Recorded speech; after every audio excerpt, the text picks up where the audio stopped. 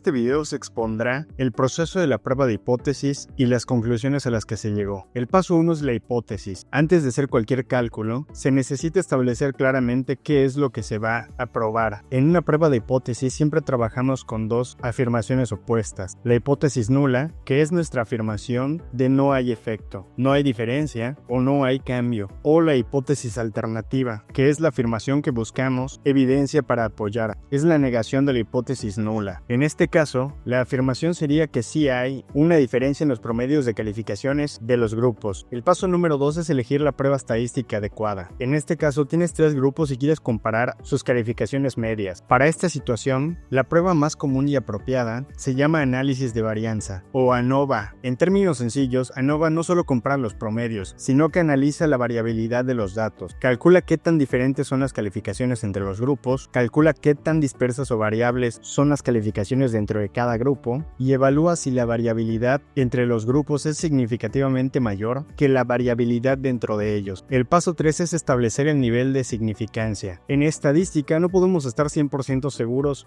de que no nos equivocamos. Por eso, antes de analizar los datos, debemos decidir cuánto riesgo estamos dispuestos a aceptar. A este riesgo se le llama nivel de significancia y se representa con la letra griega alfa. El nivel de significancia es la probabilidad de cometer un error de tipo 1, que es cuando rechazamos la hipótesis nula y concluimos que hay una diferencia significativa, pero en realidad no la hay. El nivel de significancia más común es 0.05 o 5%. Paso 4. Calcular el estadístico de prueba, que es el valor de F. El valor F es la razón o división entre dos tipos de variabilidad que ya hemos comentado. Variabilidad entre grupos, qué tan diferentes son los promedios de los grupos entre sí. Variabilidad dentro de los grupos, qué tan dispersas están las calificaciones dentro de cada grupo. El cálculo del valor F compara estas dos variabilidades. El paso 5 es tomar una decisión basada en el valor P. Una vez que se ha calculado el valor de F, el cual, como ya explicamos, resume la diferencia entre los grupos, se utiliza para obtener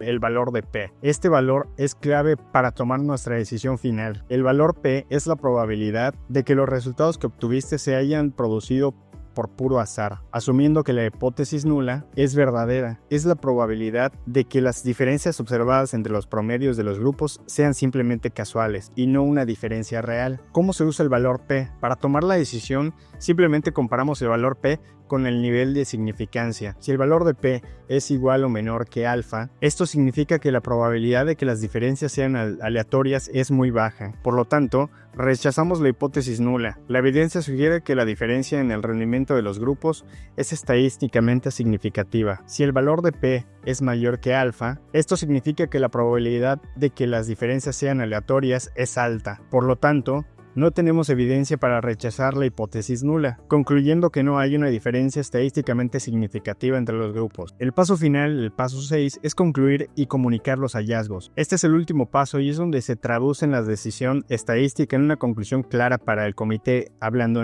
específicamente en este caso. Dependiendo de la decisión del paso 5, la conclusión sería una de las siguientes. Si se rechazó la hipótesis nula, se podría concluir que basándonos en el análisis estadístico, hay una diferencia significativa alta en el rendimiento de los 3 grupos. La diferencia observada es muy poco probable que sea resultado al azar. El comité debe investigar qué factores están causando esta diferencia en al menos uno de los grupos. Si no se pudo rechazar la hipótesis nula, podemos concluir que basándonos en el análisis estadístico, no hay evidencia suficiente para concluir que existe una diferencia significativa en el rendimiento de los 3 grupos. Aunque los promedios pueden parecer diferentes, esta diferencia probablemente es debido a variaciones aleatorias. El comité no tiene una base estadística sólida para intervenir en este momento. El resultado de la prueba de hipótesis brinda un fundamento sólido para comprender la influencia de los métodos de estudio. Cuando se detecta una diferencia significativa entre los grupos, la implicación, los datos revelan que en al menos uno de los grupos, las estrategias de estudio aplicadas resultan considerablemente más efectivas. Acción. Es fundamental determinar cuáles son esas prácticas,